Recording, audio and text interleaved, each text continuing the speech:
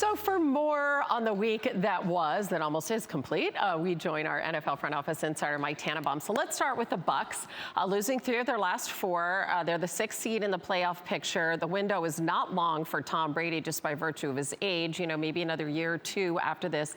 If he and Bruce Arians can't get on the same page with an offense that he's comfortable in, let's say they don't make the playoffs, maybe they're bounced early. How do you handle that from a front office perspective? Well, Hannah, it's a big if, but if they don't make the playoffs, I would move on from Bruce Arians, let him go retire. I would promote a really talented coach on that staff in Todd Bowles, someone that's had some success as a head coach with the Jets, someone that's really well regarded by the players on that team. And I would try to keep Tom Brady for at least another year. And while I'm doing that, Hannah, I would draft his replacement. Right now, I have 6 quarterbacks in next year's draft with first-round grades. There's a lot of quarterbacks. So then you try to win for today in terms of being there with Todd Bowles, and you develop for tomorrow by drafting Tom Brady's successor in the 2021 draft. Of course, they could win their next 4 games and have 11 wins, and then all of this discussion is moot. So the Bills currently lead Tom Brady's former division, the AFC East, after being the Chargers, and LA is now 8-19 over the last 2 seasons under Anthony Lynn. Big mistakes in clock management and really play calling at the end of both halves yesterday, and they just continue to find ways to lose games, lose close games. If you're in the front office, what do you do going forward with this hot young quarterback at your disposal here, Justin Herbert?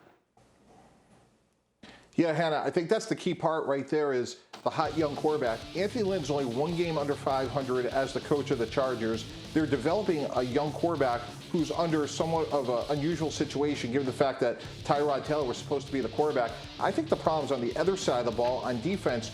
Going back to yesterday's game, look at Dawson Knox wide open in the back of the end zone. I would move on from Gus Bradley, and there's a really intriguing name out there.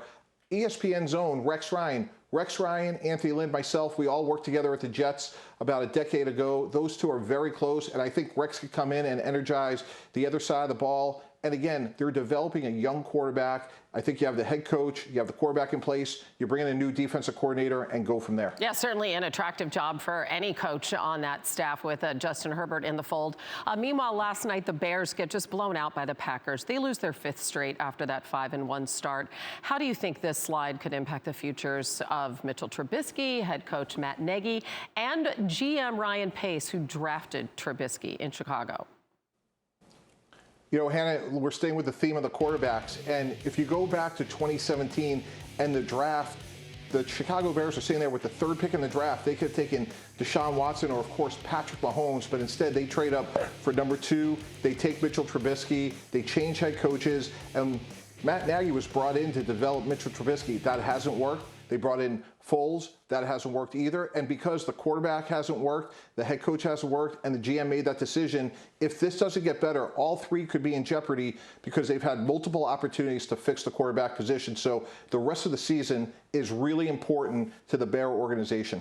Yeah, and even yesterday, their defense didn't play well. It just seems to be permeating the issues at quarterback, the entire organization. Mike Tannenbaum, as always, we appreciate your perspective. Thanks for watching ESPN on YouTube. For live streaming, sports, and premium content, subscribe to ESPN+.